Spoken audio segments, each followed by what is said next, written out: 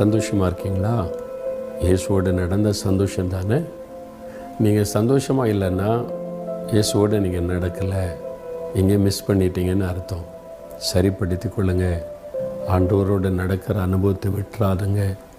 உலக காரியம், உலகத்தினுடைய சிற்றின்பங்கள், உலகத்தின் செல்வங்கள் இதெல்லாம் கொடுக்க முடியாத ஒரு சந்தோஷத்தை இயேசுடைய பிரசன்னம் நமக்கு கொடுக்கறாரு.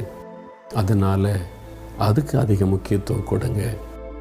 இன்றைக்கி பாருங்கள், கொலோசியர் 2:6 நீங்கள் கர்த்தராகிய இயேசுவை ஏற்றுக்கொண்டபடியே அவருக்குள் வேர் கொண்டவர்களாகவும் அவர் மேல் கட்டப்பட்டவர்களாகவும் அவருக்குள் நடந்து கொள்ளுங்கள் என்று வசனம் சொல்லுகிறார்.